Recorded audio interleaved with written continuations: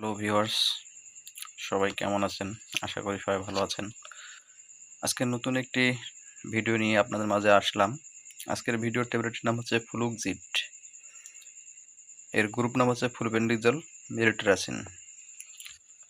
আজকে ফ্লুক্সিট সম্পর্কে আমি আপনাদেরকে বিস্তারিত জানাবো।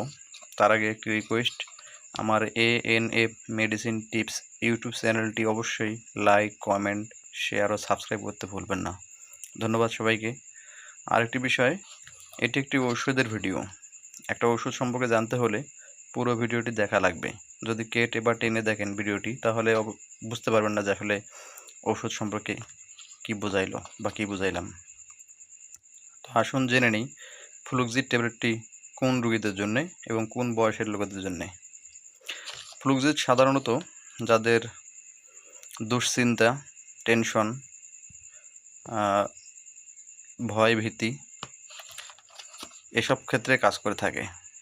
যারা কোনো কাজে মন স্থির করতে পারেন না, টেনশন করেন, যে কোনো একটা বিষয় নিয়ে দুশ্চিন্তা করেন, সেই দুশ্চিন্তা, টেনশন দূর করার জন্যই এই ফ্লুক্সিট ট্যাবলেটটি ব্যবহার করা হয়ে থাকে। এই ট্যাবলেটের খাওয়ার নিয়মটি আমি ভিডিওর শেষের দিকে বলবো।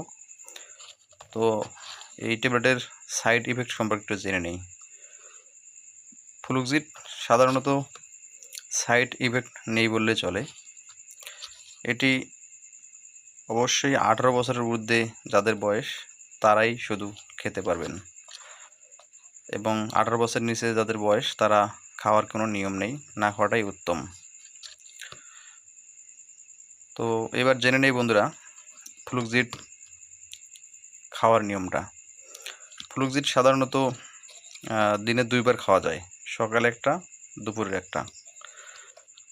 এটি যদি কোনো MBBS ডাক্তার লিখে থাকে তাহলে দিনে 2 বার খাওয়া যায়, কিন্তু সাধারণত প্রধান নিয়ম শুধু সকালবেলা একটি করে। আমি আপনাদেরকে পরামর্শ দেব সকালবেলায় একটি খাবেন, এটাই আমার পরামর্শ। 2টি অবশ্যই MBBS ডাক্তার যদি পরামর্শ দেয় তাহলে খাবেন।